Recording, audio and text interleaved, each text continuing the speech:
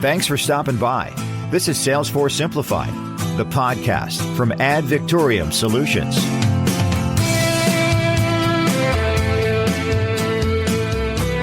Hello, everyone.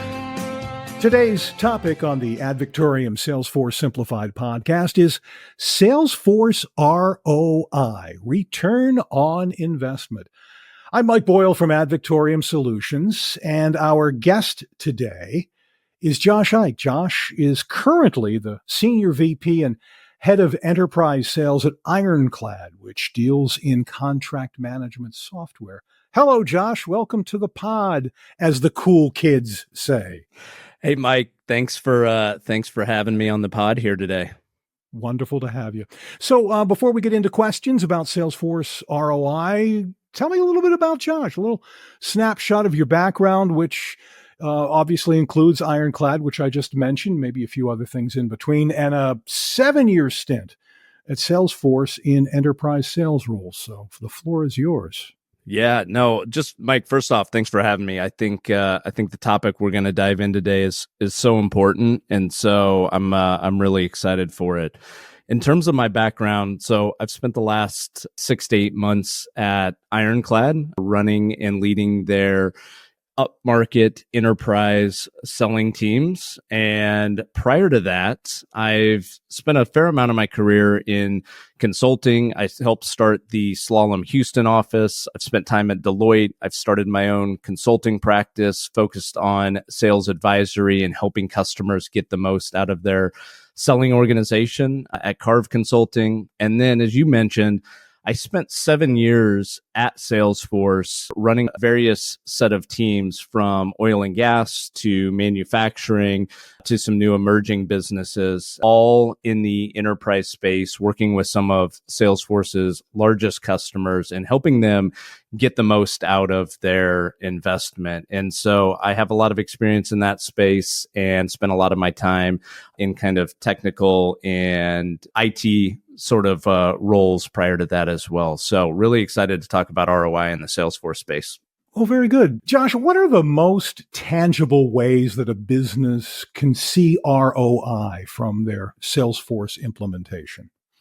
Yeah, I agree that like ROI is one of the most important things. I think my sales teams are tired of hearing from me ad nauseum where I talk about if we're asking a customer to make a large purchase and a large investment, there has to be a return on that investment. There has to be a tangible business outcome that comes from that level of purchase. And so I think when you think about a Salesforce implementation, the primary reason, and maybe to set the stage, when I'm talking about Salesforce today, really thinking about Sales Cloud from the core CRM, from a selling team motion. Salesforce has such wide breadth of capabilities that I want to make sure that I kind of hone in on that today as we're talking about various efforts. And so the reason that you go put a CRM in place or you turn to Salesforce is to focus on the data that you're capturing and being able to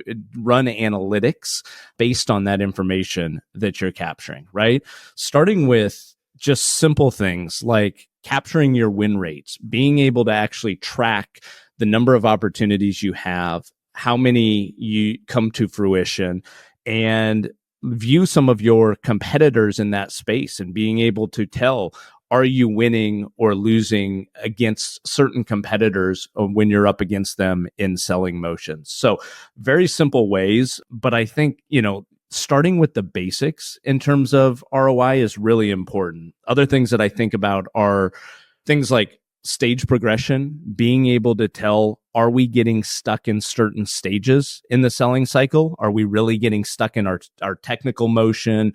Are we getting stuck in our negotiation process? Where are we having very quick turnarounds and where are we having very slow turnarounds in that process? And then other things like forecast accuracy, coming back to things like white space analysis, being able to look at your business and say, where is there opportunities, not only in existing customers, but within new customers, and then being able to do trend reports off of pipeline to say, do we have enough new business coming in to support the goals that we're trying to hit as an organization. So, from a simplistic level, I really think about those as starting points for ROI on your Salesforce implementation. I think this is really key for people who are worried or thinking about Salesforce ROI. So talk to me, Josh, about the biggest mistakes companies often make when they implement Salesforce that might hinder that ROI potential. Yeah, Mike, I think and I'm sure you see this a lot at Victoriam, like the teams often want to, the customers that purchase Salesforce often want to over-engineer the platform. Like the power of Salesforce is there is so much customization and you can really make it do whatever you want in your selling motion and your selling process. And one of the biggest mistakes, though, that I have seen is customers try to over-engineer that from the start, and then they never truly get started, or they put themselves in a big deficit in terms of tracking that ROI because they're trying to do too much from the beginning. And so I think that's a key area to focus on in the beginning is just simplify, get started, and get moving in that process, and then start to build from there. I think the other really large mistake that I see is customers oftentimes try to replicate old sales processes in the mix, and they don't use it as an opportunity to look at their selling motion, say, where could this actually be improved because of this new technology and being able to leverage Salesforce in a more effective way and actually modify our sales process in those same efforts. And so I think just lifting and shifting what you had before is never a recipe for success. And so I think it's so important to not only look at the technology, but look at the process when you're starting a new implementation with Salesforce. I think the last thing is we would always, kind of half joke with customers, but I think it's really true when we were engaging in selling motions that the technology is the easy part, Mike, and like your team knows this. The technology you can fit and you can make it do whatever you need to. The hard part is the change management. How do you get all of those users to actually leverage the system, input data, so that as an executive and as a leadership team, you're getting those valuable insights back out of it? That's one of the hardest parts of a Salesforce implementation. Which is where I kind of wanted to go next, Josh. We talk about this. I have written about this in Victoriam's blogs, and it's something that comes up a lot. It's user adoption. You just mentioned it. So let's talk about maximizing user adoption in the world of ROI. What are some effective strategies for encouraging user buy-in and engagement? Yeah, it's such a great question. It's such a great topic because if you're not getting user buy-in and you're not getting user adoption, you're actually not getting all of the data that you want to get out of the platform. The power of having a CRM and the power of leveraging Salesforce for your selling team is to be able to glean insights and then be able to make changes to your selling motion or to your selling strategy based on those insights that you get. And so if you don't have people, your AEs, your reps, your BDRs, whoever else may be a part of your selling motion, if they're not entering data, you're never going to be able to get to those insights. And so one of the ways that I always think about this is you have to, there's kind of the stick and the carrot, right? There's the stick approach, which is you kind of force accountability, you force teams to go enter it in. And I think there has to be some level of that, right? You have to, as a leadership team, you have to have a kind of top-down approach that says this information is very important. It's critical to our process, and we have an expectation that this is included, right? That's one side of it. I think the stronger side and the secondary thing that I would say is you have to give the users of the system a carrot for why they want to go use it, right? If you can share with a set of sales reps that you're going to be able to give them better insights, tell them which customers to target, which products to try to sell, which customers are ripe for expansion opportunities, you're going to actually give them data that's going to make them more effective in their selling motion and hopefully put more money in their pocket at the end of the day. And that's what they're going to really care about. And so I think as you think about that change management, it's got to be a balance and a combination of those two things. Accountability from the executive leadership team pushed down to the entire organization.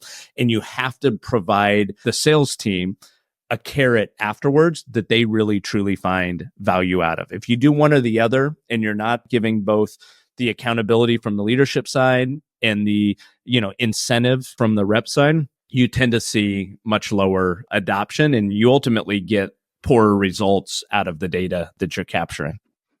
You briefly touched on this a moment ago, leveraging data. Let's talk about how businesses can leverage data and analytics within Salesforce to drive very specific ROI-focused outcomes.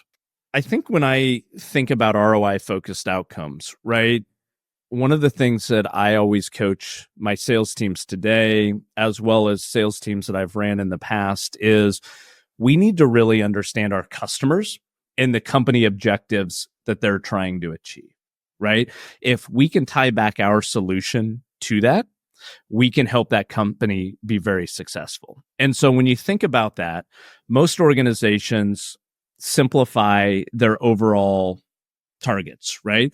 They want to drive more revenue.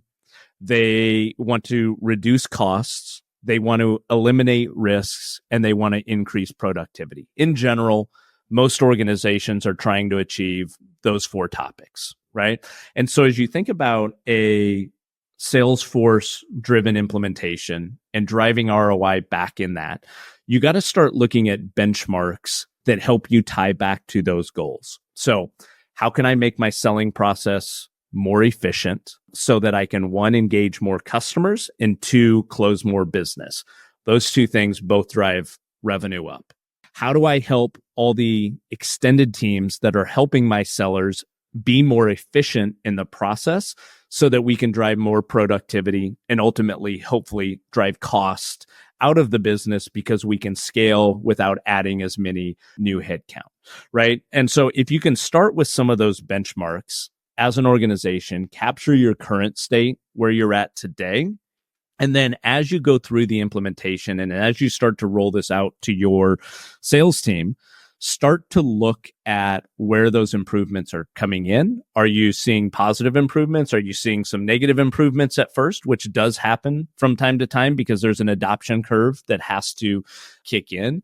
And then look at that information and say, how do I make consistent and continual tweaks to our process and our technology to allow us to hit those goals that we're ultimately setting out in the beginning? So start with benchmarks, consistently look at those changes that you can make to the system, and make sure you know what your end goal and your end target is so that you're making appropriate changes to the platform as you go. And so if you're tracking all of those things, I think it helps companies really show the value that they're getting out of the platform. And so often companies do that work ahead of time and they know what they think they're going to achieve, but then they don't continuously track it throughout the process. And it becomes really hard to justify that investment later because they stop tracking it once they get going. Well, let's dive into that a little bit further by talking about measuring true ROI of the Salesforce investment that you've just implemented. Yeah. Talk about some of the key metrics to tracking and how they should be interpreted. Yeah. I'm going to go back to something I said earlier in the discussion.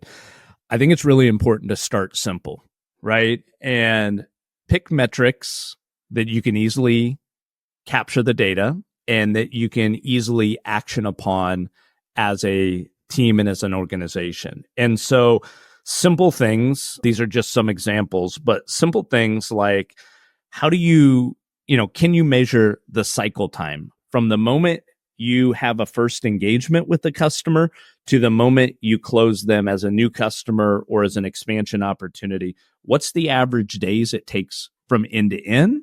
and what are the average days it takes at each of your selling steps in that process. If you can do that, you can start to glean some really important information about where you need to focus your enablement efforts, your process change, your go-to-market strategy, all of those things based on that. Other areas are things like, can you start to measure revenue leakage? A very common thing is you have very high pipeline numbers. When an opportunity first comes in, you see the large dollar amount that it could be. As the selling cycle goes on, that price continuously comes down. Competitive pressures come into play, budgets from your customer come into play. A lot of other factors can ultimately drive that down. But it's really important if you can track that dollar amount from the beginning and understand where you ended at the end and actually say, are we giving away too much margin? Are we discounting our product too much? Are we not scoping these potential opportunities appropriately in the beginning? Like, that becomes a very valuable measure when you're thinking about kind of overall revenue leakage in the selling motion. I think the last thing that I would say from a starting point is simplistically measuring your win rates and the competitors that you're up against in those situations. I'll give an example from the software world, but I think this is true across so many other industries. If you can determine which competitors in the selling motion you're most commonly up against, and then do some analysis on the deals that you're losing and say, this is the competitor. You may anecdotally know that, but the moment you can actually start to track the data, see the data, and say, competitor A, we're losing to 37% of the time. Competitor B, we feel like we're losing to, but we're actually only losing to them 12% of the time.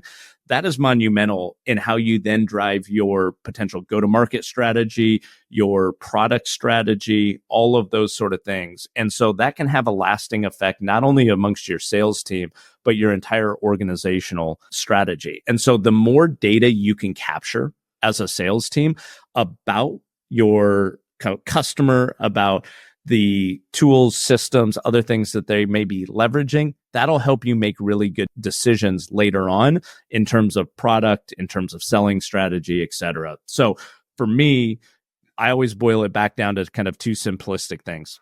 How do we generate more opportunities and how do we close more opportunities? And if you're looking at the metrics that tie to those two things, you can then tweak your processes appropriately.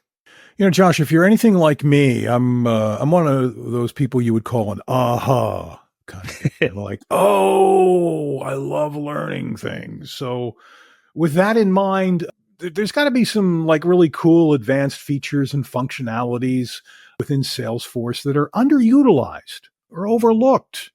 How could some of those things offer significant ROI potential? Any examples? Yeah, I think Salesforce's advanced reporting capabilities is something that is just too often underutilized and overlooked by sales teams. And so I think the more that you can get into components like Tableau that allow you to slice and dice your data in new ways, like the value that you will ultimately get, tying this back to the ROI conversation, that is invaluable information. You're capturing all this data, you're using it in Salesforce to run your selling motion.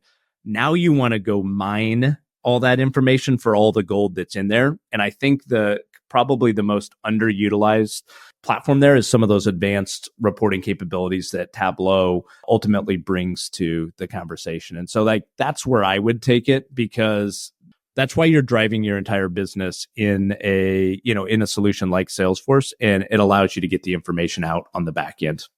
So let's talk about how Salesforce, this is always a big topic, how Salesforce integrates with other business systems and tools, and how that, optimizes integrations with ROI.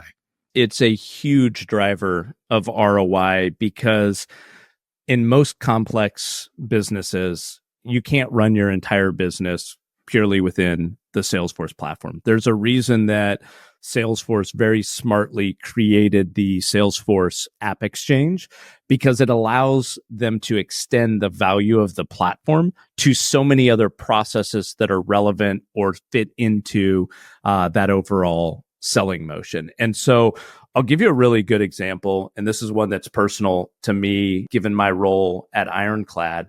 but we recently signed Salesforce as a customer of Ironclad. And there's a big press release recently about that.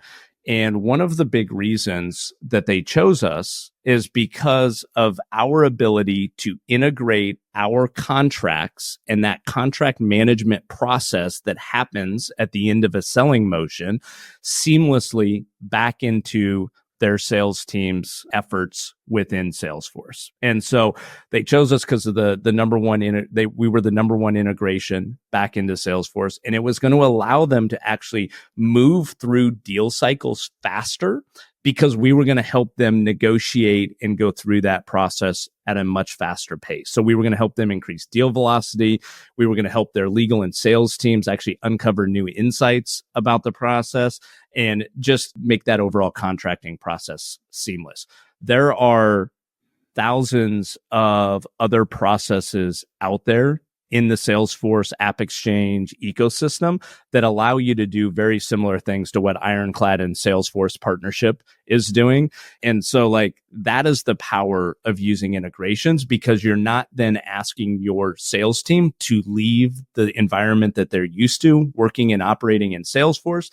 They can do all of those other processes that may not natively be a part of the Salesforce platform directly within that platform. And there's a ton of value in terms of productivity and efficiency when you start to think about those integrations. Well, sweet. Congratulations on the Ironclad Salesforce news. That's great. Wonderful. Yeah, it's a fantastic partnership. 2 more questions for you on ROI, Josh. Let's talk about something that some might consider a pain point: ongoing costs of maintaining and optimizing a Salesforce implementation. How can these costs be balanced against the potential ROI? Yeah, I think it's a great question. Earlier in the conversation, I mentioned not over engineering from the start. I would add to that, not immediately going down the route of custom coding every single process, right? The more engineering and the more custom coding that you generate in the beginning, it's going to create ongoing costs for you to maintain and manage that code base, in future years. And so I think being really smart about investing in the engineering and investing in the custom code in the processes that have high value for your business, that's where you want to invest in custom code. The rest of it, you want to allow, the value of the Salesforce platform is they are coming out with the 3 major releases per year. They are spending hundreds and hundreds of millions, if not billions of dollars on research and development and innovation. Let them do that. They are fantastic at that. Let them continue to innovate, and you spend the time kind of custom engineering and custom coding on the areas that are really, truly specific to your business and value drivers for your business. And I think that's probably the most important thing that I could tell you around maintaining and managing ongoing costs. If you can do that, you can then spend more of your time and more of your dollars focusing on really high value enhancements later on in the process versus managing and maintaining that code base that you already have in place.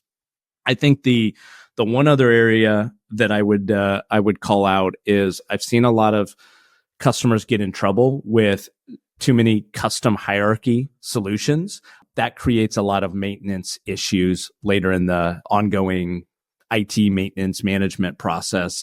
And so I would be really careful about that upfront as well.